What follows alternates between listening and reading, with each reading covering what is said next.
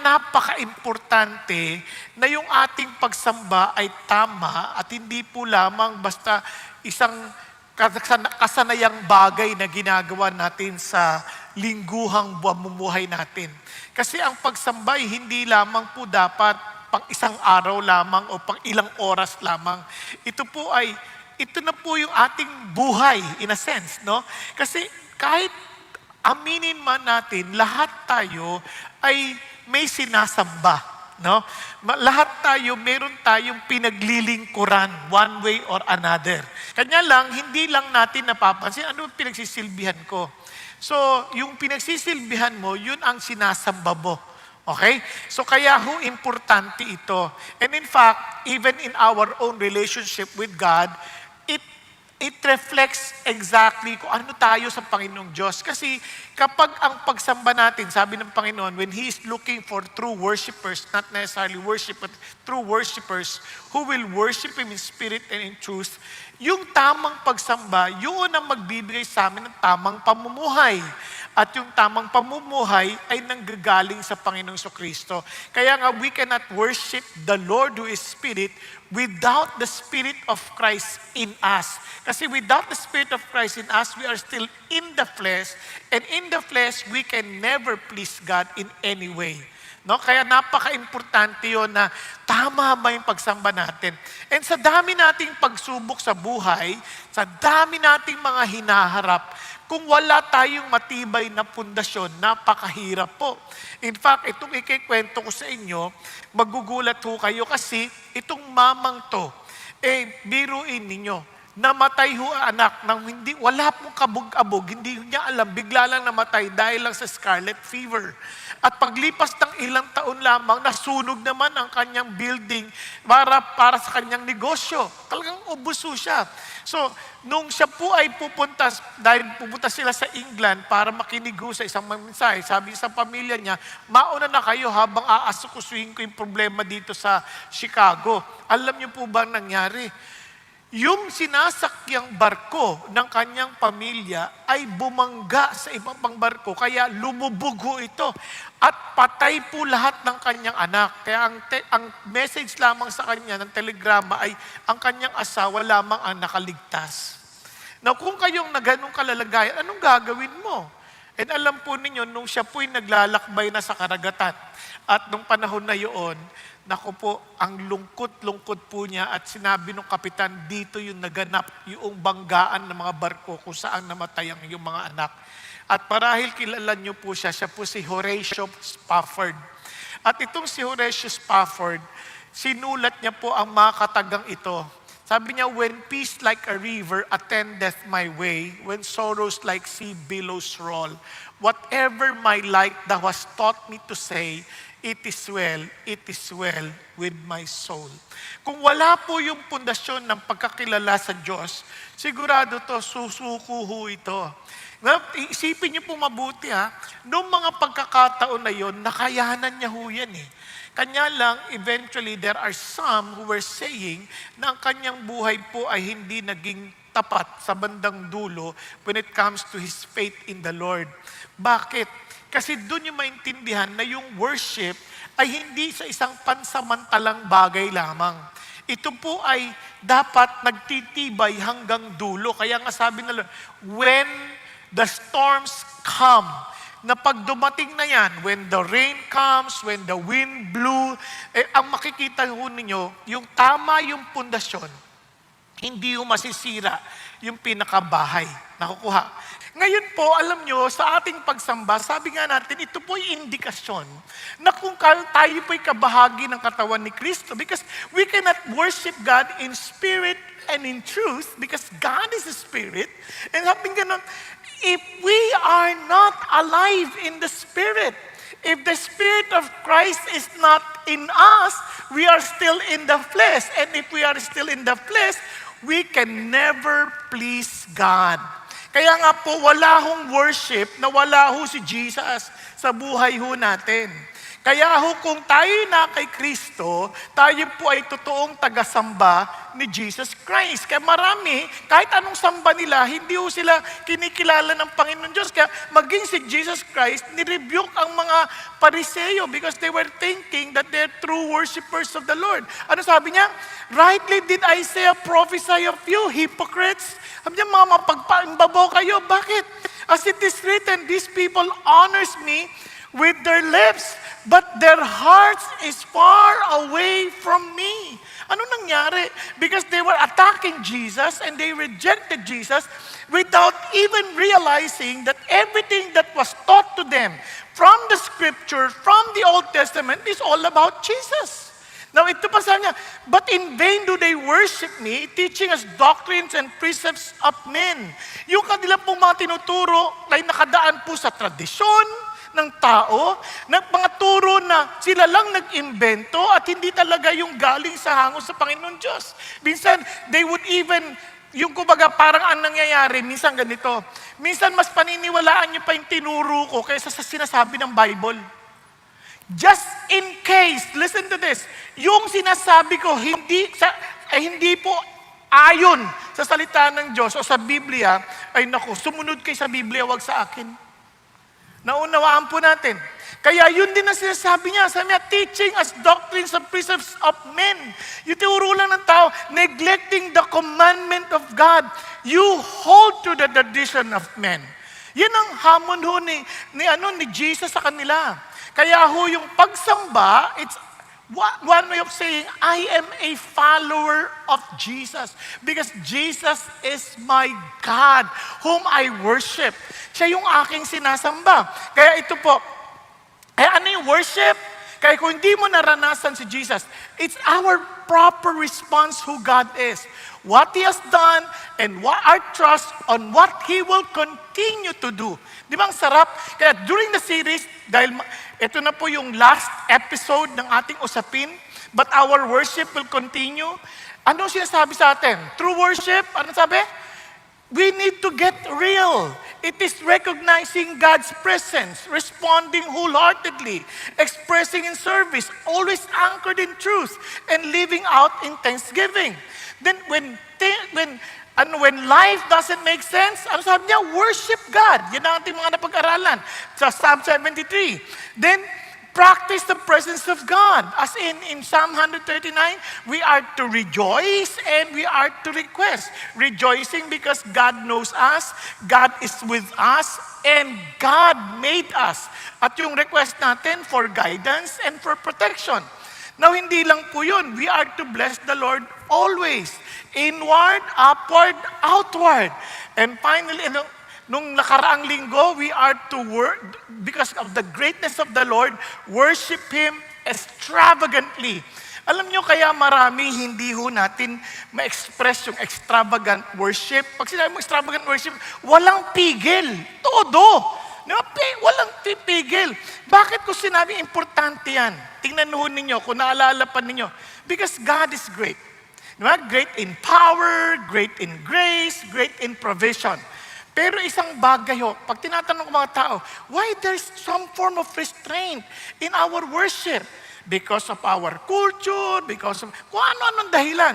Tama naman. Ang problema lang, ito ang wala. I will extol you. I will celebrate you. My God, O King.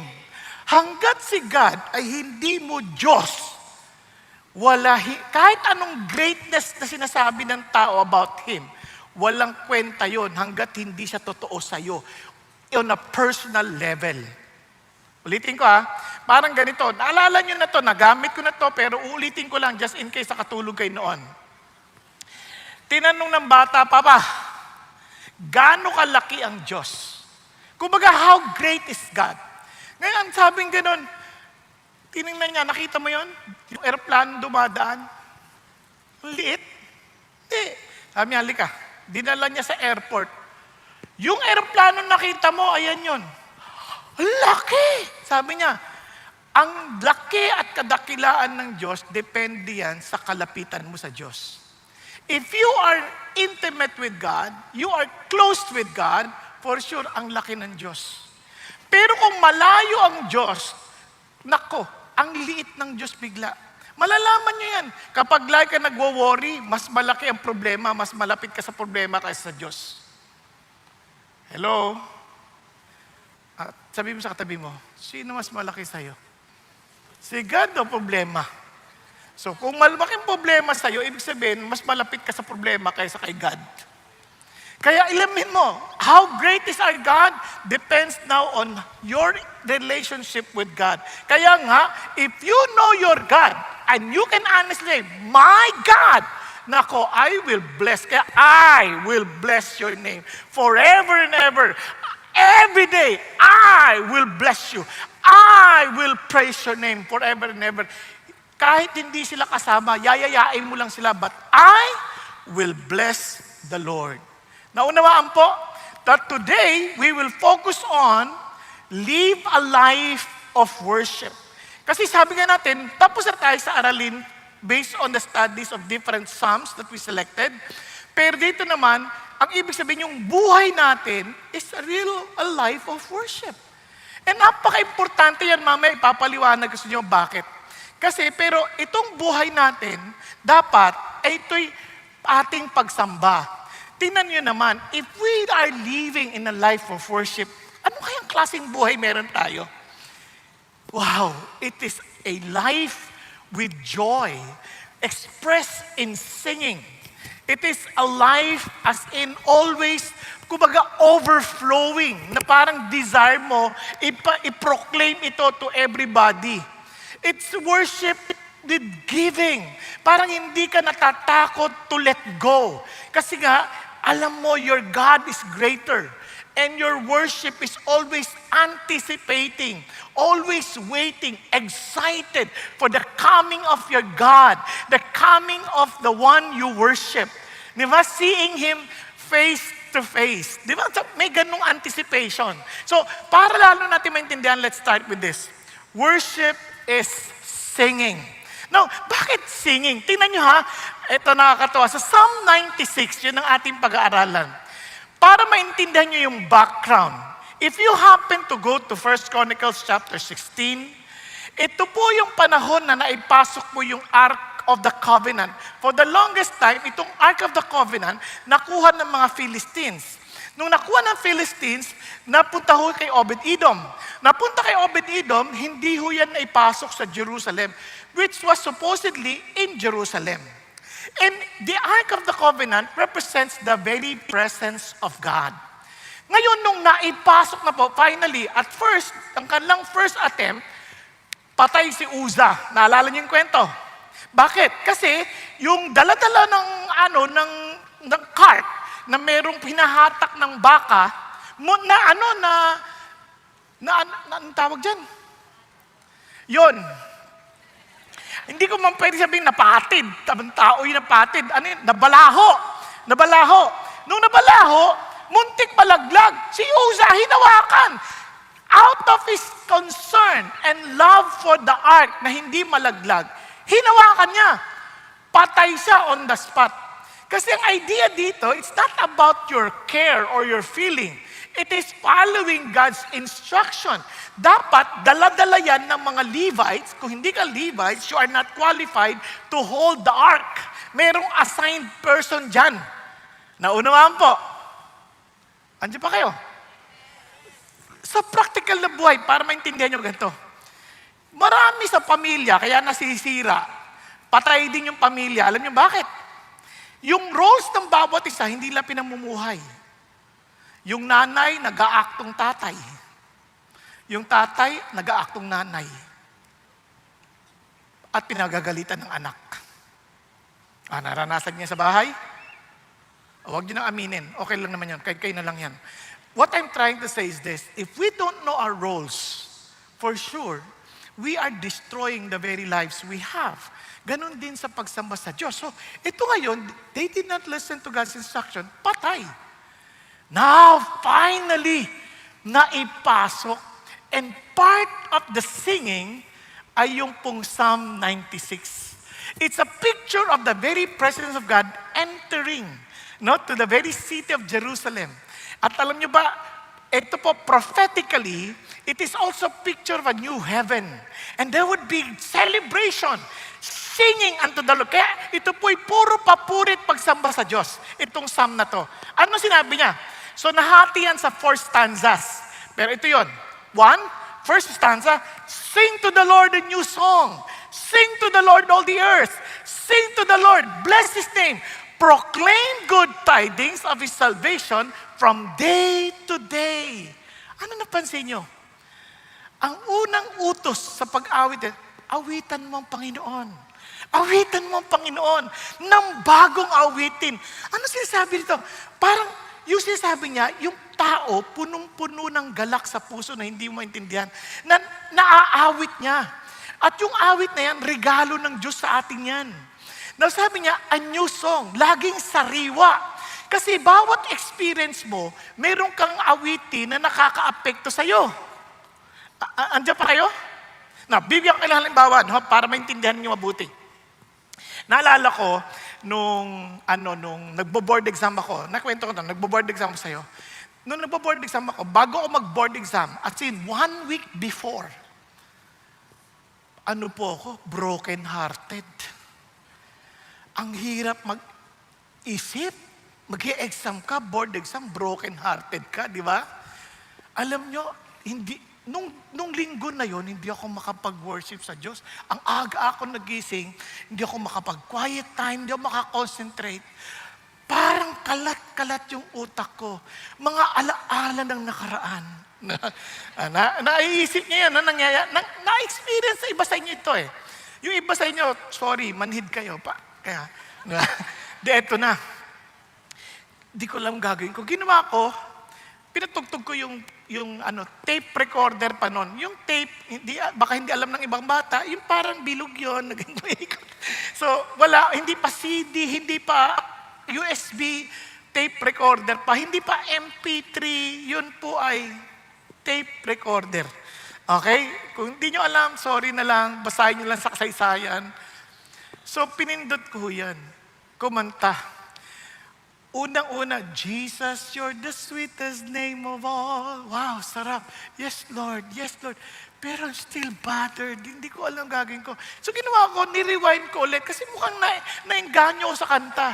Pero bago ko pinlay ulit, nag-iisip ako, Lord, talagang ang gulo-gulo na isip ko, hindi ako makasamba sa'yo. Pinlay ko ulit. Pag-playing ganyan. Let's forget about ourselves and magnify the Lord and worship you. Lord, tulungan mo kung makalimutan ko sarili ko. Gulong-gulo po ako. Mamaya, hindi tutugtog. Kasi automatic music search yun eh. Ewan ko kung alam nyo pa yun, pero basta pag pinindot mo yung sabay ng rewind tsaka play, titigil yon sa isang kanta, pagbuo na, ganyan. Hay, inulit ko ulit. Tinodo ko na. Hindi ko na sinundan yung automatic music search. Tumugtog ulit. We have come into this place to magnify the Lord and worship Him. Yes, Lord. Thank you, Lord. Parang sira ba tong tape ko? So, in-eject ko, tiningnan, binalik ko ulit, tapos pinlay ko ulit. Tapos bago mag-play ko, Lord, tulungan mo ako to forget about myself. Tulungan mo ako to just magnify you, O God. Not my feelings, but you. Pinlay ko na. Yun na, tumugtog na. Jesus, you're the sweetest name. Ang saya-saya ko, yes, yes, Lord. Hanggang sa natapos yung buong kanta, natapos yung buong tape, wala yung let's forget about ourselves. Wala yung we will magnify you. Sabi ko, ano nangyari? Sa sobrang kaba ko, inalabutan talaga ako. Pumunta ako sa service. Kasi Sunday, nung nagpunta ako sa service, aga-aga, 6 o'clock pa lang, sarado pa yung service, yung church building, sarado pa. Sabi ng tatay ko, ba't ang aga mo aalis? Magwo-worship ako. Sabi niya, kahit anong walang tao doon, ako lang mag-isa, magwo-worship ako. Sa sobrang tuwa ko. Isa na yon, isang experience. So, throughout my life, every time na nagkakaproblema ko, I enter into that singing of worship. Ito naman. After a while, naging pastor na ako. Ito pala, nangyari doon sa ang saya-saya ko na. Pagpunta ko sa PRC, nakita ko yung babae. Exam na ha. Pagkakita ko, wow, sobrang tuwa ko. Bakit? I remember the girl, but I don't remember the feelings anymore. Naramdaman ko yung freedom, yung wow, I'm free, ganyan. So to make the long story short, I passed the board exam. She did not. Sorry. Kung nakikinig ka, sorry. But I passed. No? I praise the Lord. Talagang the Lord delivered me from such misery. Now, eto na. Paglipas ng mga panahon, this time, tatay ko naman. When my dad died, nandoon na ho sila lahat sa probinsya. Kasi sa probinsya namatay ang tatay. Sobrang lungkot ko. Kasi hindi kami naging super close ng tatay noon. Dahil nga, ang feeling ko, ang tatay, sobrang higpit. Pero nung naging Christian siya, ang laki ng pinagbago niya. Ang laki talaga sobrang. Ngayon, bumabawi na ako, nagkakaroon na kami ng magandang ugnayan. And for the first time in my life, tumawag yan, nagsabing, I love you. For the first time. Ngayon, ito na po. Paglipas lang ng ilang linggo, I just learned that my dad died. Linggo lang, ang ganda nung katawan ng tatay ko. Walang sinabi tong katawan na to. Ito, balahipon lang to eh. Pero yun talaga, ang ganda. Sundalo tatay ko, maganda, wala siyang sakit. Tapos nabalita ako namatay. Hindi namin alam. So, ang nangyari, yung mga kapatid ko, pinauna ko na, nandun na sila sa probinsya, ako naiwan sa bahay. Iyak ako na iyak sa ko, God, why did you take my dad? Bakit ngayon? Bakit ngayon pa? So, hindi ko talaga alam gagawin ko. So what I did, I just started singing to the Lord and worshiping God. Until there was a song that came into my mind na hindi ko naman siya memorize, pero for some reason, yung kanta, sobrang linaw sa akin. Alam niyo kung anong kanta? Dakilang Katapatan. At yung portion na yun, talagang sobrang iyak ako at bagsak na bagsak. Dakila ka, O Diyos, tapat kang ang tunay, magmula pa sa ugat ng aming lahi. Mundo'y magunaw man, maaasahan kang lagi, maging hanggang wakas nitong buhay. Iyak ako ng iyak. And sabi ko, God, thank you. Dahil kayo pa rin ang tatay ko. So that singing somehow touched my heart. And yung mga songs na yun, it helped me a lot to overcome some of my challenges in my life. Nung itong nakaraan lang po, kamakailan lang. Kaya yung new song dito, it may not be necessarily a new song, but something that's new in your heart, na parang nasasabi mo sa Lord because it is something fresh in your present situation. Nung nagkasakit po ako kamakailan, hindi ko ma-identify anong sakit ko. Sabi na lang ng doktor, buti buhay ka pa. Yun lang sinabi. Kumbaga sa inyo, buti gising ka pa. Parang ganun. So, at that time, I was struggling. But as I was praying and praying and praying and praying and singing to God, bigla akong may awitin. Kasi sanay po ako na nag-worship ako, may tugtog ng worship songs. That really touched my heart. I am the Lord, God who healeth thee. I am the Lord, your healer. You sent your word and healed my disease. I am the Lord, your healer. Pagkahon, parang nabuhayan ako. Sabi ko, Lord, I know I will be healed. I will be healed. And true enough, ngayong buhay pa rin ako. By the grace of God. Hindi ko pwedeng kwento sa inyo kung anong dahilan. Wala akong cancer, baka nag-isip ko, cancer ako nung pinanganak, pero wala akong cancer. No, kasi mayroong mga kumalat na kwento noon, may cancer daw ako. Walang ganong katotohanan. Pero isa lang bagay alam ko, kahit ano pang sakit yan, kasi sa moment natin, kahit wala kang sakit, akala mo buhay ka pa, mahaba buhay mo, hindi totoo yan. Hindi natin hawak ang buhay natin. But somehow the song reminded me, You are immortal until your mission is done. Yun lang sinasabi ng Diyos. Are you following? Bakit sabi sa katabi mo, alam mo, immortal ka hanggat ang mission mo hindi tapos. Okay? Hanggat hindi tapos ang mission mo. Ayaw nyo maniwala? Ngayon ang sabi, pwera na lang na kung si mission ng Diyos sa'yo. Pwede ba yun? Oo, pwede. Kasi, naalala mo si Ananias at saka si Sapphira. May problema sa Sapphira. Naalala mo? Patay sila on the spot. Why? Because they lied against the Holy Spirit. They lied to the Holy Spirit. Naalala nyo? Now, what's the point of all this singing? Again, as we are to worship God in spirit and truth, this singing is actually a manifestation of the reality of the Holy Spirit. Tingnan nyo sabi ni Jesus, now on the last day, the great day of the feast, Jesus stood and cried out saying, if anyone is thirsty, all of us, we are thirsty for something. Minsan hindi lang natin alam kung ano. And sabi ng Lord, but you cried out saying, if anyone is thirsty, let him come to me and drink. Kung meron kang kinauuhawang bagay, something that you're thinking that will satisfy you, lumapit ka sa akin. Because all of those are idols in your life. And sabi niya, he who believes in me, as the scripture said, from his inner being will flow what? Rivers of living water. Hindi ka na mauuhaw. Bakit? Ito'y mag-uumapaw from the innermost being. Ito'y nag-uumapaw sa'yo. And this is about what? He spoke of the Spirit, whom those who believe in Him were to receive, for the Spirit was not yet given, because Jesus was not yet glorified. And now that Jesus Christ rose again from the dead, and He was glorified, look at what God says. Sabi ni Paul, be filled with the Spirit. Anong epekto? You're speaking to one another in psalms, in hymns, in spiritual songs, singing, and making melody with your heart to the Lord. Diba? Amazing. Always giving thanks for all things in the name of our Lord Jesus Christ to God, even the Father. Tingnan niyo pa epekto. And be subject to one another in the fear of Christ. Now, dun pa lang sa awitan, you will be filled with singing, with songs, with melody from the heart.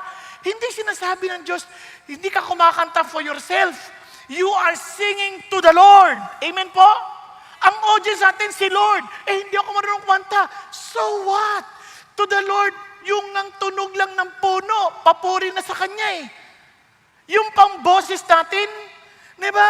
Boses palaka. Yung palaka nga, pagsamba sa Diyos Di okay lang kayo, pantay lang? Nakukuha niyo ibig sabihin? Walang pinagkaiba. The howling of the wolves, lahat ng yan ay papuri sa Diyos.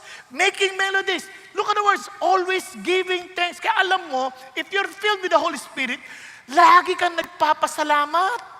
Lagi kang nagpupuri sa Panginoon Diyos. Kaya nga nakakatuwa kanina, kwento ni Pastor Peter, yung sa Nigeria, yung sinusunog. Sabi ng pastor, let us thank the Lord. Nasunog na yung kanilang lugar, yung kanilang church building. Let us praise the Lord. Why? Unang-una, we did not fight against the Muslims. Kahit ginawa nila sa atin ito. Hindi tayo nakipag-away sa kanila. Tapos pangalawa, hindi nasunog ang church. Nasunog lang ang building. Pero yung church, buhay pa din. Tama? Pangatlo, sabi niya, hindi nasunog ang bahay niyo. Bahay ko lang.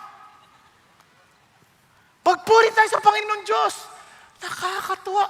Alam niyo, pagka punong-puno ka ng Espiritu ng Diyos, lagi kang mapagpasalamat.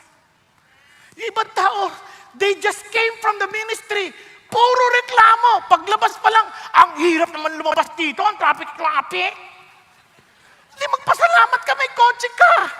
Yung iba naglalakad. Sumasakay. Yung iba nag-aantay pa ng alambuking. Hello?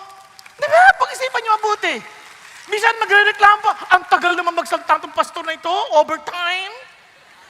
Naku, magpasalamat kayo, ibang pastor din nagsasalita. Walang gustong sabihin at walang alam sabihin. Pero tayo, we have all the time.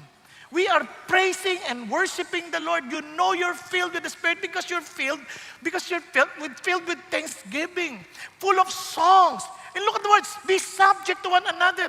Kawawa, ibang praise and worship team. Hindi dito hindi sa service na to. Kawawa, let us praise the Lord. Raise your hands. Come on, let's dance to God. Labanan na nila lahat. Tas yung congregation. Walang submission in the fear of Christ. Pag-isipan niyo mabuti.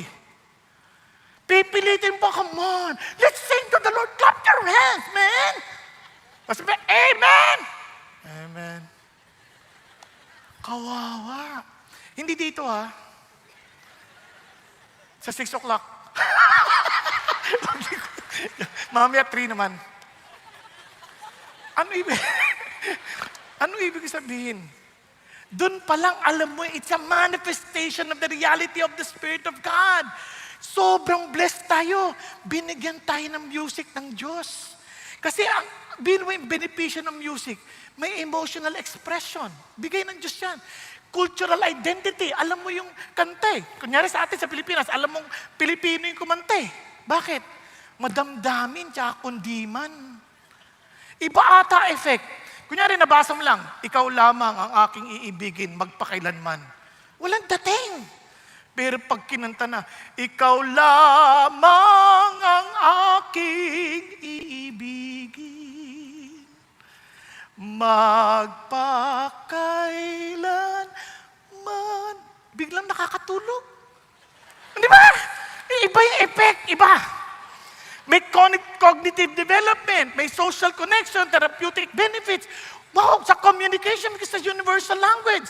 Historical significance, napapaalala ka ng mga nakaraan, katulad ng ating lupang hinirang. Entertainment and pleasure, cognitive function, skill development, and spiritual connection. Kaya nga yung mga bata, sabi nila sa pag-aaral sa Time Magazine noon, nilabas sila, paringgan yung mga baby sa tiyan pa lang ng mga musika, especially ng mga classical music ni Mozart. Nagiging matatalino yung mga bata. Amazing. Based sa kanilang study yun. Kaya sabi ko, siguro pinarinig ng nanay ko yung mga ganun sa akin. Joke lang. Biro lang. Di ba?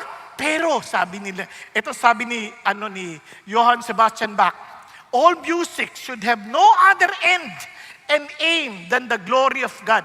Kaya kahit tayo, mga bata, pansinin niyo, pag may music, kahit hindi mo naintindihan yung lyrics, kanta ka ng kanta. Apati. Anong apati? Anong apati mo? Di ba? Hindi mo naman naintindihan yung apati. Basta,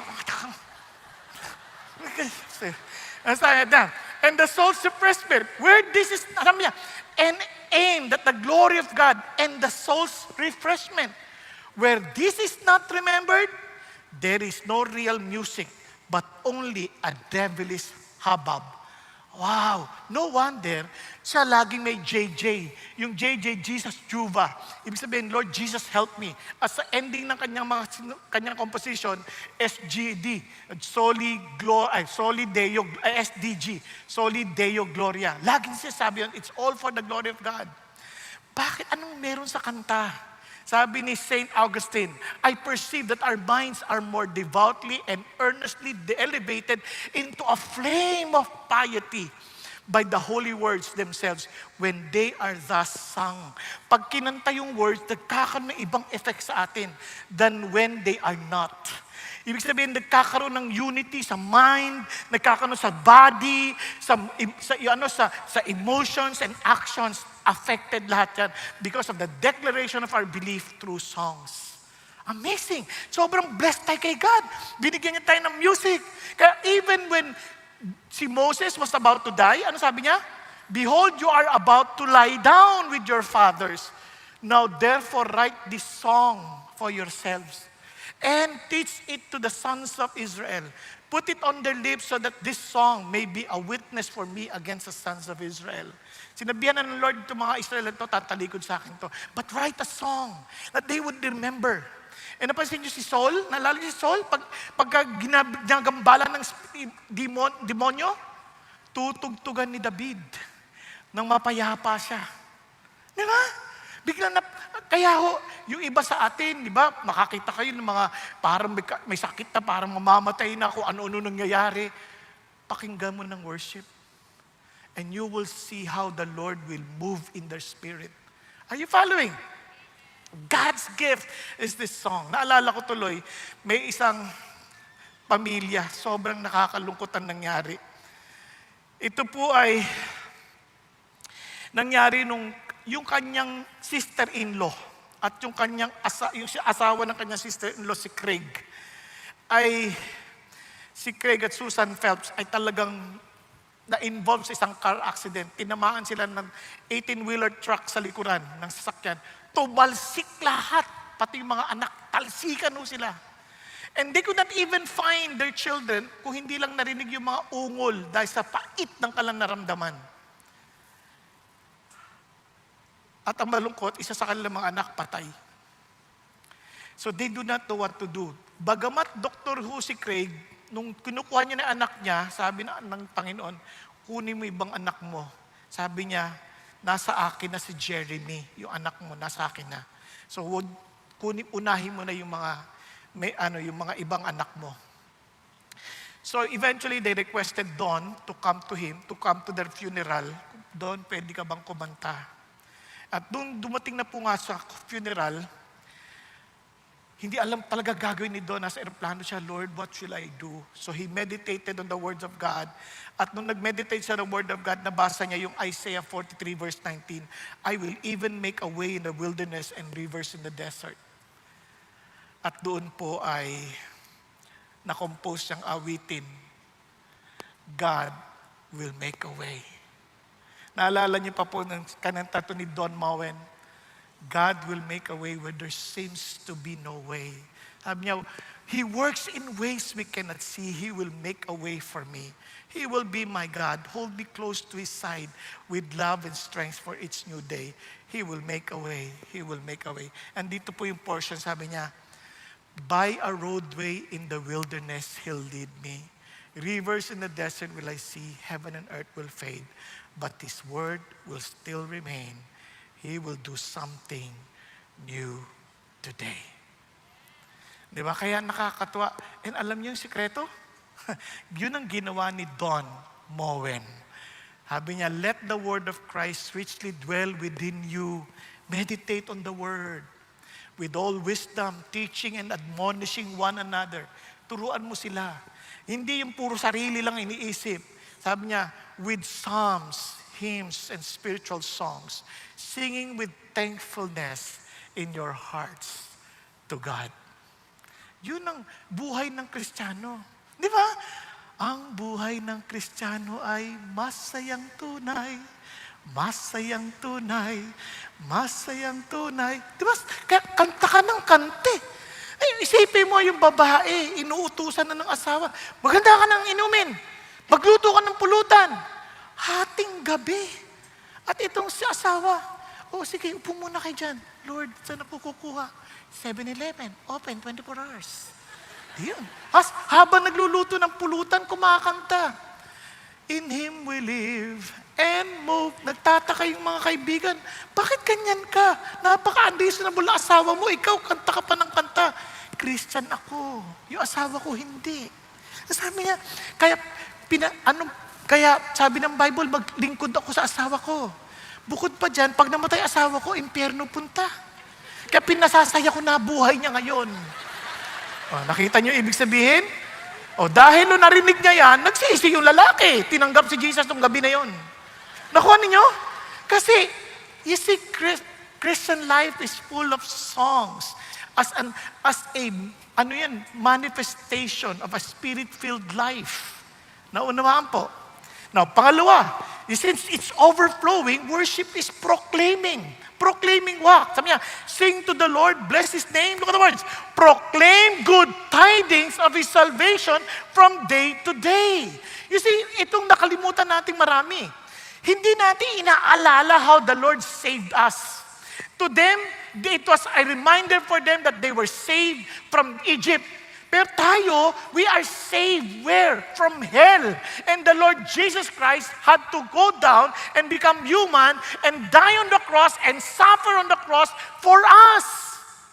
And praise God, He rose again from the dead to make sure and to give us assurance, buhay kayo. bayad ko utang ninyo. So, what a salvation that we receive. Paalala mo lagi yun every day of our lives. At dahil doon, sabi niya, you proclaim this good tidings. Ipagsabi mo, kasi hindi mo ito kakayanin. Kaya sabi niya, tell of His glory among the nations, His wonderful deeds among all the peoples. Look at the words. For great is the Lord and greatly to be praised. He is to be feared above all gods. Why? For all the gods of the peoples are idols, but the Lord made the heavens. So, tigil mo tayo sandali doon. Sabi niya, declare the glory of God. Yung word na glory came from the word kabod. Ang ibig sabihin ng kabod, weight, yung bigat. Bigat. Sabi niya, lahat itong word na to, for all the gods of the peoples are idols. Yung word na idols, ang ibig sabihin niyan, elilim. Ang elilim, nothing, useless. Sabi niya, anong pinagkaiba? Yung Diyos natin, Elohim, so powerful, full of splendor and beauty. Gano'n siya ka-powerful? Papakita ko lang sa inyo, gano'n siya ka-powerful. Sabi niya, splendor and majesty before Him, strength and beauty are in His sanctuary. Tingnan niyo po kung gano'n ka-powerful. Itong nakikita ninyo, lahat ng nakita niyong dots, hindi yan bituin. Yan ay galaxy. At ang bawat galaxy, mayroong 100 billion, at least, more or less, stars. And tayo, nasan tayo? Nasa isa lang tayong galaxy, Milky Way galaxy. Sa laki ng ginawa ng Diyos, isipan mong napansin ka niya? Alam niya kung kailan ka natutulog? Ay, hindi ikaw. Sorry. What I'm trying to say, He knows everything about us. Bakit? Why do you take notice of us, Lord? And He named every star in the universe. And yet, He sees us and takes notice of us. Hindi ko magagap yun. And sabi niya, ito yung glory. Dahil ang Diyos lamang ang meron, siya lang ang hindi kinreate. Everything is created. Walang saysay na doon ka ibuhos mo yung sarili mo sa mga bagay na linikha lang ng Diyos. What do I mean? Kasi ganito yan. Para maunawaan natin, sabi ng isang mga awit, babalikan ko lang yung sinabi kanina sa inyo, that our God is great. Sabi niya dito, tell of His glory. Di ba? Yung word na glory, sabi ko is weight. Yung bigat. Sabi ni David Foster Wallace, sabi niya, we are all dying to give our lives away to something. Sabi naman ni Bob Dylan, isa ding mga awit, sabi niya, we are all to serve somebody. Nakuha niyo? So ano ibig sabihin yan? Whether you admit it or not, we are willing to die for something to have it. Yun ay ating mga idols. If we love someone and we put our weight on that quote, idols, the walang weight, it will disappoint us eventually. Sasample lang kayo. Maraming tao pag sabi niya, pag ito napakasalan ko, wow, ito talaga si Lord na ang ganda. Pag napakasalan ko to, sobrang ng saya ng buhay ko. Tama? Sorry, Alma na lang, Alma. Kasi nang sa kante, Alma. Napakasalan mo na. Ito mapapansin mo, yung almang minahal mo, magbabago yan. Aalma yan. Nung una, tuwan-tuwa yan, na nagsisilbi sa'yo. Pero pag umalma na yan, ako, aray ko, ayan ko na, ayoko na. Parang iba na. Biglang papasok si Fe sa picture. Gusto mo na naman si Fe. So mapapansin mo, every time you put yourself into something that you're willing to give everything just to get, magbibigay sa'yo ng frustration in the end. Kasi wala silang mga weight. Sila ay mga elilim. Sila ay mga idols na useless. They are nothing. Ang iba sa atin, ang ating pag-asa ng pag-unlad, nakabatay sa isda. Mga ganun. Kailangan may isda sa bahay, nalalangoy-langoy. Ang problema yung isdang yan, mamamatay din yan. Pag namatay yan, walang swerte dyan. Napakamahal.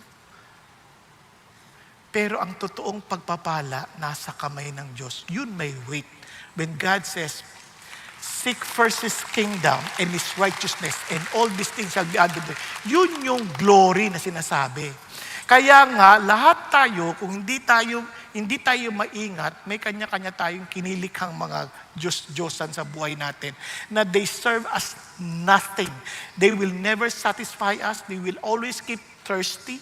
Kaya naman si God lamang yung mag-aalis ng uhaw sa atin. He alone is worthy to declare the glory. Kaya gusto natin sabihin sa lahat ng tao to. Kasi lahat ng tao may problema eh.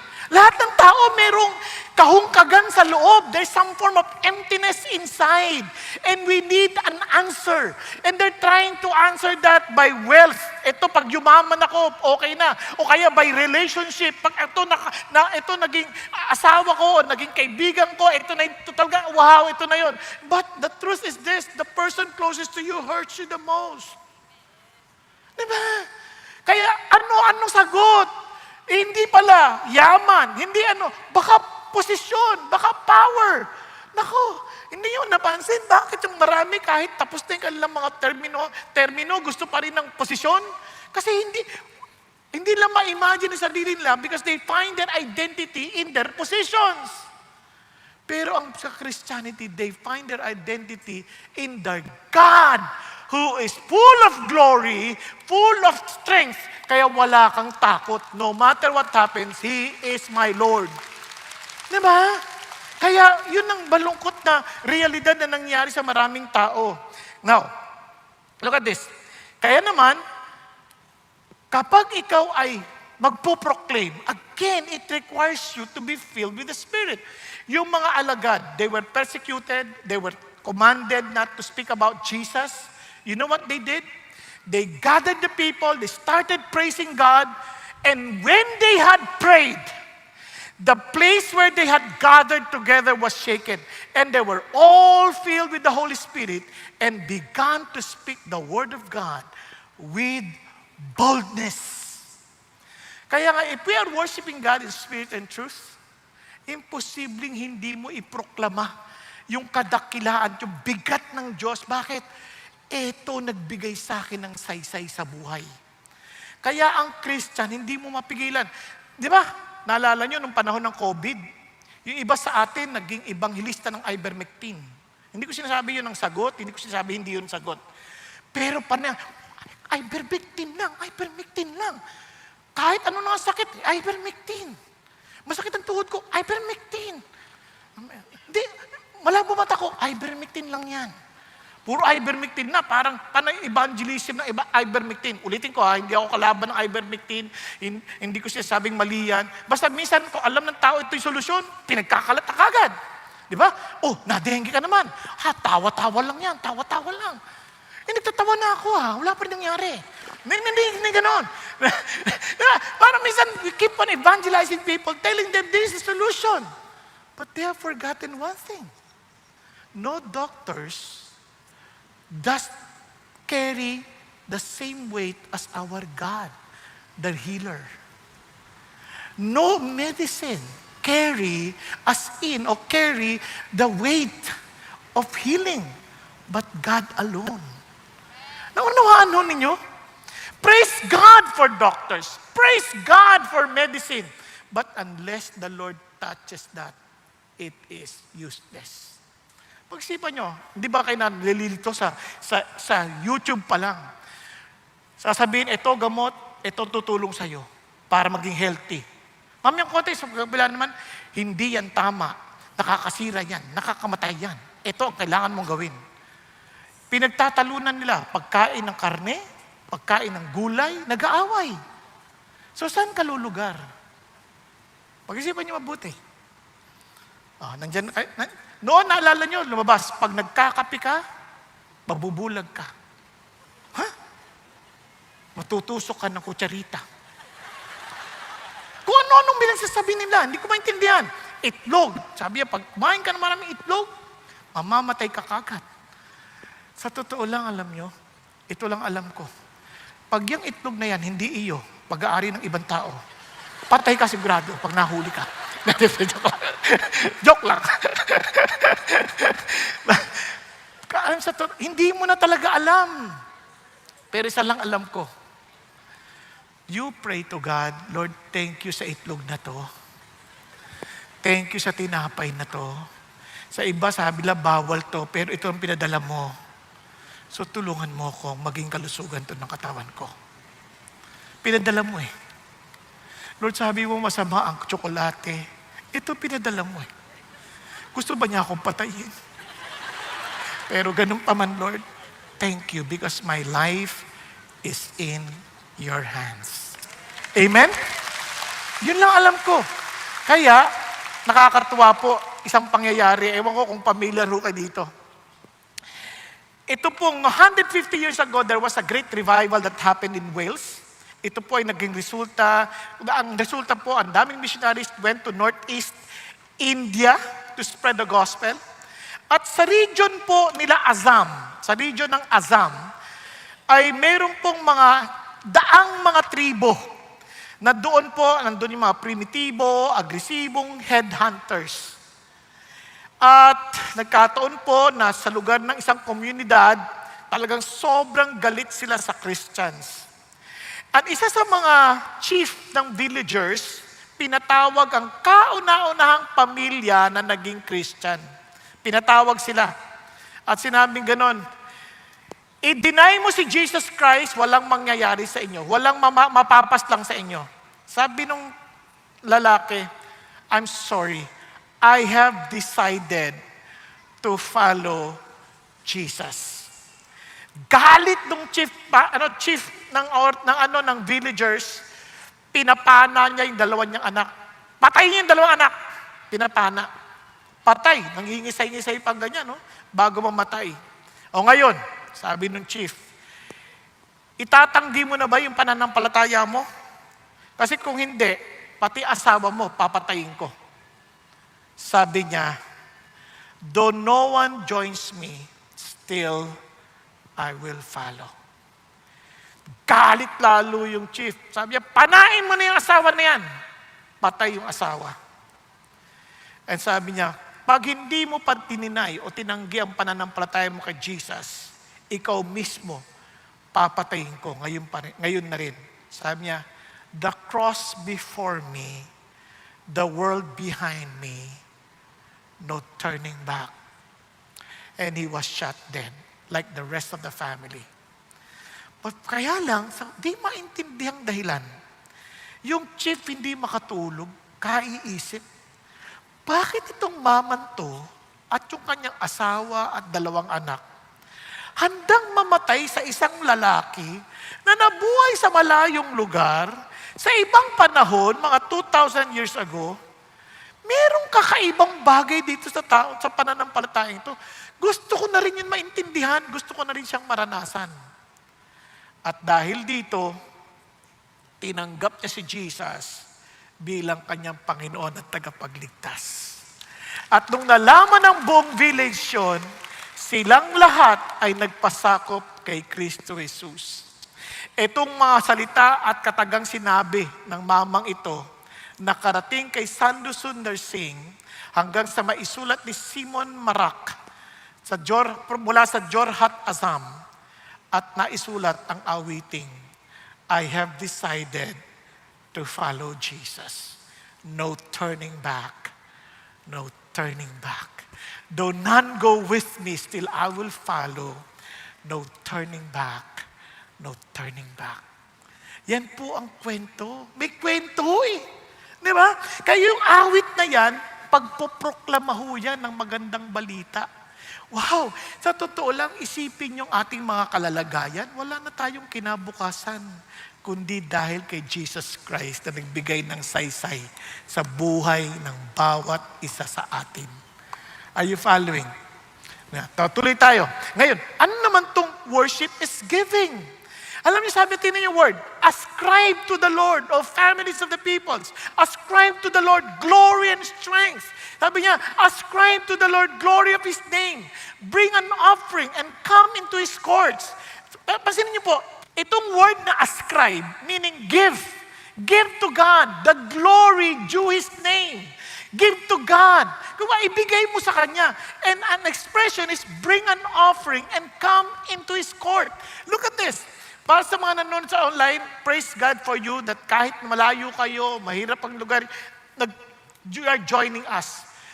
But if you are still able to come to the courts, Jesus Himself, every Sabbath, He would come to the synagogue to fellowship with the people. Kasi yun ay part ng worship. Kaya bring your offering and come into His courts. Now, and when they come to the court, they are not going there empty-handed. Kasi ang isip nila, they're always to offer it to the Lord. Katinan nyo, sample lang. 3 times in a year, all your males shall appear before the Lord, your God, in the palace which He chooses. Kasi the males will represent the whole family. And they shall not appear before the Lord empty-handed. So, automatic sa kanila yun. Now, alam nyo, yung bagay ng pagbibigay, hindi yan pinipilit sa tao. Kaya nga sa atin, wala tayong pagpasa. Napansin niyo ba yun? Hindi yan tayong pinapasa. Kasi kusang loob mo yung ginagawa. Pag ikay nasa kay Kristo, magkukusa ka eh. Naalala siya sa Caius. Di ba, nung nakilala niya si Jesus, naranasan niya yung grace ni Jesus. Sabi niya, half of my wealth I will give to the poor. If I have wronged anyone, I will give 4 times back. Napansin nyo? Automatic yun eh. Hindi yung parang pipilitin. Yung parang pipilitin ka ba naman, kailangan ka magbigay. Kung di ka magbibigay, tandang mo. Walang ganon. Kasi yung ikaw mismo, dahil naintindihan mo, ikaw ay magkukusa, magbibigay sa Diyos. Katingnan niyo po. Halimbawa lang, naalala niyo sa Acts, yung mga Christians, the believers. Look at what they did. And all those who had believed were together and had all things in common, and they began selling their property and possessions and were sharing them with all as anyone might have need. Tingnan niyo pala, day by day continuing with one mind in the temple and breaking bread from house to house. They were taking their meals together with gladness and sincerity of heart, praising God and having favor with all the people. And the Lord was adding to their number day by day those who were being saved. Ay, hindi lang pinagtatalunan ng tithes. Ano ba yung tithes? 10%? Tingnan nyo nga. Paano sila bigay? Lahat. They were giving their all because they are in sense of awe of God. Hindi ko sinasabi na yun ang nire-require ng Diyos, ibigay mo lahat. What I'm saying is, how do you respond to His greatness in your own personal lives? Now, alam nyo, matapang ako sabihin sa inyo to. Bakit? Nung nakilala ko si Jesus, sobrang thankful ako sa Diyos sa kaligtasan na tinanggap ko. At ang ari-ari ang natira sa akin noong mga panahon na yon, nagkaroon ako ng bisikleta. Yung simpleng bisikleta lang yun. Raleigh. Yan. Galing sa Amerika. Hiningi ng Lord, akin na yan. Yes, Lord. Hindi ko yan pagdadamot sa inyo yan. Tapos, pinaltan ng Diyos ng trisikleta. Pedicab. Nagka-pedicab kami para may anak na ako. Sabi ng Lord, akin na yan. Binigay ko ulit kay God. Pinaltan ng Diyos ng Volkswagen. Lupit. Sabi ng Lord, akin na yan. After a while, sige po, inyo na po. Walang problema. Tapos, dumating ang panahon, ito na yung sasakyan mo. Medyo SUV na. Akin na yan. Sa'yo rin po yan, Panginoon Diyos. Alam nyo, ni minsan, hindi ako pinagkulang ng Diyos. Lagi niyang hinihingi. At tuwang-tuwa ako, I feel so wealthy because kaya kong ipamigay. Basta kay God. Naunawaan ninyo, hindi issue na bilang ka ng bilang. Madalasan na lagi nagtatanong, wala nang tithes. Wala. Sa totoo lang, yung Old Testament, ano yung portion na binibigay nila? Tithes. Law yun. Yung law, bare minimum yun. Paano natin naintindihan ng thou shalt not kill? Huwag ka lang papatay. Tama? Nung in-explain na ni Jesus, Magkaroon ka lang ng distaste sa kapatid mo, na parang aasar ka sa kanya, naiinis ka, pumatay ka na nun eh. Wala ka pang actual na pagpatay ha. Ibig sabihin, bare minimum yung walang papatay. Pero yung maasar ka lang, pamatay ka na. Pag-isipan niyo mabuti. Yung mga lunya, yung lalaki, nakipag sa ibang babae, may asawa, bare minimum yun. Nang inaintindihan natin. Sabi ni Lord, when you look at a woman with lust, mata lang ang mata lang naman ang nangulunya eh. You're already committed adultery in your heart. Bare minimum lang yun naintindihan natin sa Old Testament eh. Kaya pagdating, tingnan nyo naman, sa atin, Sabbath or Sunday. Sa kanila, day by day. Sa atin nga eh, 2 oras lang eh. Dapat isang kalahati lang. Bakit 2 oras tayo? Bilang tayo ng bilang. Sa totoo lang, hindi sila nagbibilang. Bakit? They were praising God together with the sincerity of heart. Day by day, continuing with one mind. Breaking bread from house to house. Every day. Tapos sa templo na, bahay-bahay pa. O kung kayo pa yung host, ay, ang daming bisita. Ay, ang lakas nilang kumain. Sa kanila, walang pagbibilang. Sa kanila, sobrang galak sila. Kain kayo, kain kayo. Hindi naman sa atin to, no? Pero sa iba, kain kayo. Kain kayo. Mamaya pagbalik, kain ka. Kain. Mamaya, kain ng kain. Kain ng kain. Nag-iba na yung tono. Bakit? Walang sinseridad ng puso. Sa kanila, wala silang inisip na gano'n. Naisip nila, Lord, everything is yours. Everything I give to you. Kaya nung si David, na-challenge si God eh. Si David, nagkasala, nagbilang ba naman? At nung nagbilang, nagalit si God. Nagalit talaga si God. Sabi ni God, bakit yan? Dahil pinapili siya ngayon ng parusa. So sabi niya, at the end, sabi ni David, Lord, yun na lang pong mahulog na lang ako sa kamay ninyo kasi maawain kayo. Huwag sa tao. At nung sinabi niya yon, nakita niya yung anghel na nakapwesto sa lugar ng pag-aari ni Arauna at doon siya magbibigay ng offering niya sa Panginoon Diyos. Kaya lang, eto nangyari. Sabi nung Arauna, nung nandun na siya, sabi ni Arauna, no, wag ka na magbayad. Okay na po yun. Hari ka. Sabi ni David, no. I will surely buy it from you for a price. For I will not offer burnt offerings to the Lord my God, which cost me nothing. Grabe no? Para sa kanya, pag binigay ko sa Diyos, ayoko nung pinagkukuriputan ko ang Diyos. Ayoko nung parang tinitipid ko ang Diyos. Basta sa kay God, ibibigay ko yung todo.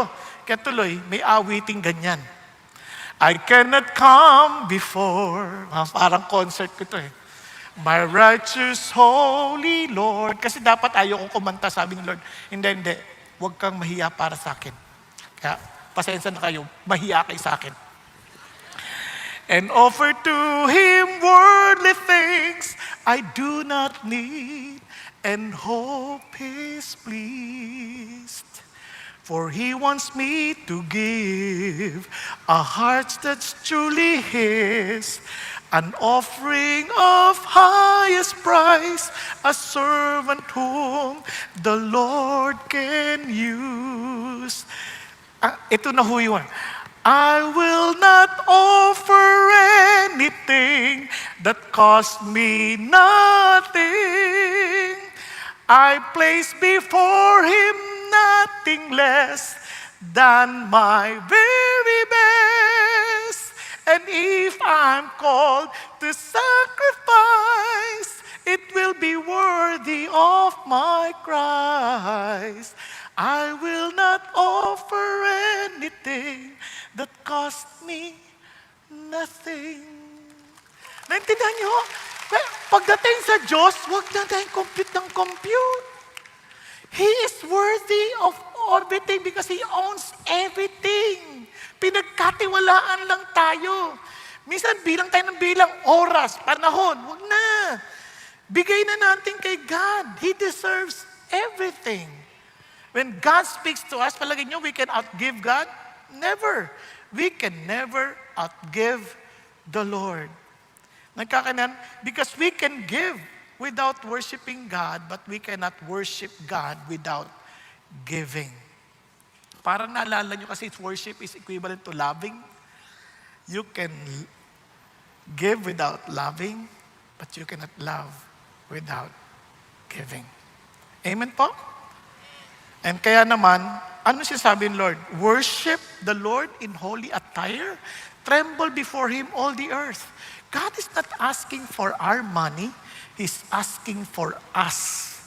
Kaya sabi ng Bible, therefore, I urge you, brethren, by the mercies of God. Now that you understood the gospel, now that you understood the grace of God, present your bodies a living and holy sacrifice acceptable to God, which is your spiritual service of worship. Nagkakaintindihan? Yun ang hangat ng Diyos, ang ating mga buhay. Kaya everything we own belongs to Him. So whatever He tells us, we follow Him because He is our God whom we worship. And I praise God, hindi tayo lugi. So finally, it is with worship is with anticipation. We're anticipating what one day we will be seeing the one we worship face to face. Tingnan nyo. Say among the nation, the Lord reigns. Hallelujah. Indeed, the world is firmly established. It will not be moved. Look at the words. He will judge the people with equity. Sabi niya, let the heavens be glad and let earth rejoice. Let the sea roar and all it contains. Biruin mo, sabi niya, dahil ang Diyos magja-judge with equity, sabi niya, hindi lang tayo, pati yung buong nilikha ng Panginoon, mga ibon, mga aso, lahat ng hayop, sabi niya, lahat ng nilalang ng Panginoon, magpapasalamat at magre-rejoice talaga, magdidiwang. Sabi niya, pati dagat, matutuwa sila. At sabi niya, bakit? Sabi niya, let the field exalt and all that is in it. And then all the trees of the forest will sing for joy. Wow, I'm looking forward for this day. I would be seeing the trees singing. Diba? Totoo, puno, kumakanta. Saya-saya naman. Nai-imagine niyo ba yan? Sabi niya, hindi, metaphor lang yan. I don't think so. I think this is something literal. Kasi naalala niyo nung panahon ng Garden of Eden, nakakausap nila yung mga hayop eh. Itong mga hayop na ito, marunong magsalita. And again, sabi ng Panginoon Diyos, if you will not praise me, the rocks will praise me. So they have their own way of telling God. Alam niyo, nakakatuwa po, no? Naalala ko lang, sabi nga, may nagsabi to, kundi ako nagkakamali si George Whitfield data yun eh. Sabi niya, alam mo bakit umaatungal yung mga aso, yung mga hindi mo kakilala aso pag lumalapit ka? Ganyan. Sabi, bakit? Sabi niya, ito yung mga naging kaaway ng amo ko. Sinong amo mo? Si God. Kaya, di ba? Pag may mga leon, ang sama ng tingin sa'yo kaagad. Bakit? Ito yung naging kaaway ng amo ko, ito yung mga rebelde. Of course, that's rhetoric, but it's one way of declaring the heavens declare the glory of our God. Di ba? Kaya one day, I would be excited to see the sea singing to the Lord, the trees declaring the greatness of God, the rocks are clapping and telling the Lord, you are majestic, you are glorious. Ano kaya yan? Nagtatalunan kaya yan? Di ba? Parang full of fantasy na parang, totoo ba to? Yeah, before the Lord, for He is coming, look at the words, itong painful, to judge the earth, He will judge the world in righteousness and the people in His faithfulness. What the Lord is telling us is this. Alam nyo, pag tinignan nyo yung mga bagay-bagay sa atin, minsan parang, Lord, ang daming mga kasamaan na hindi man lang nabigyan ng hustisya. Lord, yung nagnakaw sa akin, yung mga hindi nagbayad ng utang. Yung mga, meron ba kayong ganyan? Parang sabi, Christian yun eh. Saan na kaya nag-worship yun? Parang, hindi, relax ka lang. Meron, alam ng Diyos kung sino yung kanya at hindi.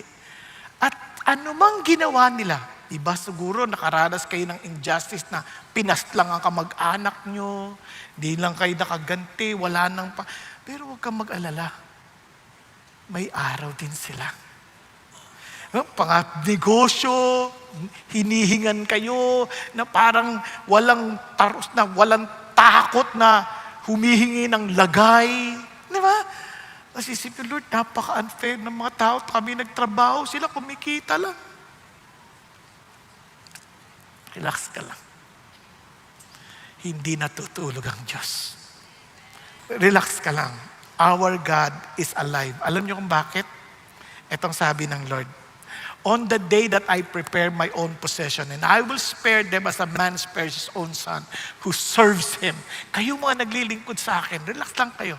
So you will again distinguish between the righteous and the wicked, between one who serves God and one who does not serve Him.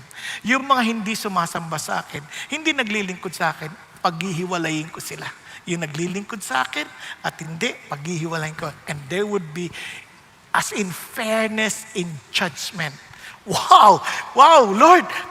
Ito ba yung aabangan namin? Yes. And sabi ni Lord, look at this. Sabi niya, and surely there is a reward for the righteous. Surely there is a God who judges on earth. No, hindi niya nakalimutan ng lahat ng ginagawa natin. Hindi niya nakakalimutan. Kaya some people one day, yung matatapang na posisyon, nakala nilang mataayog na sila. Ano sabi niya? One day when they see God, they would really call the mountains and the rocks, fall on us, hide us from the presence of Him who sits on the throne and from the wrath of the Lamb. What? Paano kayang magalit ang isang lamb? For the great day of the wrath has come, and who is able to stand? Walang makatatayo. Walang makatatayo. But for those who belong to Jesus, hallelujah! Ano sabi niya? Behold the tabernacle of God. Remember the picture? The tabernacle is bringing in. Sabi niya, is among men, and He will dwell among them, and they shall be His people, and God Himself will be among them. Makakasama na si God. And He will wipe away every tear from their eyes. And there will no longer be any death. There will no longer be any mourning or crying or pain. And the first things have passed away. Yan ang inaasahan nating mga naglilingkod sa Diyos. Kaya naman, sabi ng Panginoon, anong pinaalala niya? Huwag kayong manghinaan ng loob. Sabi niya, be steadfast, immovable, always abounding in the work of the Lord, knowing that your toil is not in vain in the Lord. Minsan napapagod ka naman, parang wala nangyayari. Relax ka lang. Si Lord hindi nakakalimot. Huwag kang mawalan ng pag-asa. Alam mo gaano kahalaga yan? Alam niyo po, nagkaroon ng eksperimento, and I will end. Nagkaroon ng eksperimento po si Kurt Richter. Si Kurt Richter ng John Hopkins, siya po ay, may aklat po siya. So, nag-eksperimento siya. Kasi alam niya, yung mga daga, maraming daga yan. Siguro kung panahon natin ginawa yan, makaukulong siya. Pero buti na lang, wala pang Animal Cruelty Act noong mga panahon na yun. Yung daming daga, they can swim up to 50 hours and even longer. No? Kasi pag nasa open water, ibig sabihin, meron silang pag-asang makatakas. Hindi sila pwede silang makawala. Kanya lang, when they put the rats sa loob ng bucket, na parang walang tatakbuhan, nagtataka sila, in 15 minutes, namamatay. Namamatay? Saan yan nangyari? Ba't namamatay? Kasi parang kalang napagtanto, siguro nawalan sila ng pag-asa dahil wala silang tatakbuhan. Nakuha niyo? So what they did, dun sa second experiment, dilubog sila ulit yung mga daga. Maraming daga. Mga before 15 minutes, inaangat nila. Tinatatakas. Tapos, after before 15 minutes, binalik nila ulit. Tapos langoy na ng langoy. Hindi na, at alam nyo kung gaano katagal. Umabot ang 50 hours and more. Bakit? Sa isip nila, may aangat, mag-aangat sa atin. May mag-aangat sa atin. Sige lang, langoy lang ng langoy. May mag-aangat sa atin. May mag-aangat sa atin. Parang meron silang inaasahan. At yun ang dahilan kung bakit ang Christian, punong-puno ng pag-asa. Di man natin alam kung kailan eksakto ang dating ni Lord, but one thing for sure, He will come again and will bring judgment to all of us with equity, with righteousness, and with faithfulness. Now, siyempre, dalawa yung epekto. Parang, masaya ba ako o malungkot ako? Now, alam niyo po, sabi ni Jesus, lahat ng nasa Kanya, lahat ng sumasamba sa Kanya, kabahagi ng buhay niya, nakipag-isa kay Kristo. Alam niyo pangako ni Jesus? They will pass from death to life. They will no longer be judged because their names are already written in the book of life. But for those who are not part of Jesus, wala sila kay Jesus, they will be judged according to their deeds. And, sabi ng Lord, at yung deeds na yun for sure will tell us why we are being thrown into the lake of fire, which is the second death. Kaya nga sabi nila, today is a day of salvation. Huwag mo hintayin ang bukas, because tomorrow might be too late. Kaya sa ating lahat na sumasamba kay Jesus, hallelujah, sa Panginoong Diyos ng buhay, sa Kanyang anak na si Jesus at ang banal na Espiritong nasa sa atin, yun ang ating pag-asang palagi, that our God will surely come back to us again to fulfill the salvation He promised to those who believed in Him. Kaya nga nung nag-Lord Supper tayo, di ba ang sarap? Lord, thank you for your body that was crucified on the cross for me. Thank you for the blood that brought me a new covenant with you. Lord, thank you that one day you will be coming back again to bring salvation to those who believe in you. Amen po? Praise God. Tayo pong lahat ay yumuko at pumikit sandali. Mga kapatid, hinahingi ko lang po na bawat isa atin, alam nyo, kayo lang nakakaalam ng totoo niyong kalalagayan. Kung hindi kayo nag-e-enjoy sa pagsamba sa Diyos ngayon, for sure, wala kang ugnayan sa Kanya. Kasi kung may ugnayan ka sa Kanya, hindi ka matitigil magpasalamat at magpuri sa Kanyang kabutihan, sa kaligtasang inyong natamo. Kapatid, huwag mong linlangin ang iyong sarili. God is not mocked. You shall reap what you have sown. And God is offering you a hope, a salvation that nobody else can offer. CCF cannot offer it to you. Any group cannot offer it to you. Only Jesus can give that offering to you. Siya yung nagsasabing, kayo mga nabibigat ang lubha, nahihirapang patunayan na kayo karapat-dapat sa langit. Pagod na kayo, halika. At bibigyan ko yung anong kapahingahan. Matuto kayo sa akin, sapagkat ako'y mahinahon at mapagpakumbaba. Huwag ka nang magmalaki na pinipilit mong iligtas ang iyong sarili at pilit mong tinatanggi na si ako ay naparito para sa iyo, namatay para sa iyo, nabigay ng buhay para sa iyo. Kapatid, sabi ni Jesus, halika, bibigyan kita ng kapahingahan. Kunin mong aking pamato, sapagkat ang pamato ko'y magaan at angkop sa iyo. At doon makakaranas ka ng kapahingahan. Anong ibig sabihin nun? Ako ang maging magsasaka mo. Kunin mo itong pamatong ibinibigay ko sa iyo dahil ako ang higit na nakakaalam kung sino ka at kung ano ka. Ako ang Panginoong nagmamahal sa iyo. Ako ang may kalwalhatian, bigat na kailangan mo para maging matibay ang pundasyon ng iyong buhay.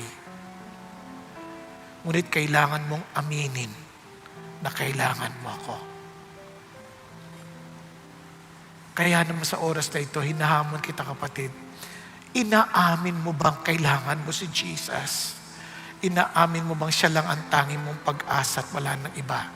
At siya lang iyong sasambahin dahil siya lang ang karapat-dapat luwalatiin at parangalan sa buhay na ito. Kung yan ang iyak ng iyong puso ngayon, magpakumbaba kang, itaas mong kamay mo, sabi mo, Panginoon, ako po yun. Thank you, Lord. Thank you, Jesus. Yes, ako po yun, Panginoon. Tinatanggap kita ngayon. Panginoon, piniamin ko na kayo lang ang karapat-dapat sambahin, kayo lang ang karapat-dapat luwalatiin, kayo lang ang dapat paglingkuran. Kaya Panginoon Jesus, pagarian ninyo ako. Salamat kayo ang namatay sa krus ng Kalbaryo para ako'y upang ang kasalanan ko'y mabayaran. At ako'y magkaroon ng buhay na walang gan kasama kayo, na kung saan inaabang-abangan ko ang araw ng pagbabalik ninyo. Dahil alam ko, Panginoon, that you will reward those who served you. Hindi mo lang kami niligtas, kundi binibigyan niyo kami ng karapatang magantimpalaan, makoronahan para sa kalwalatian at kadakilaan ninyo. Salamat po, Panginoon. And Father, I pray for those who raise their hands, may you empower them with your Holy Spirit, O God, as you promised, and allow them, Father God, from the innermost part of their being to overflow, Father God, a river of life. Hallelujah. And I pray that wherever we are and whatever condition we are in, we will always praise and worship you. For you deserve all the glory and the honor and the power forever and ever. Hallelujah.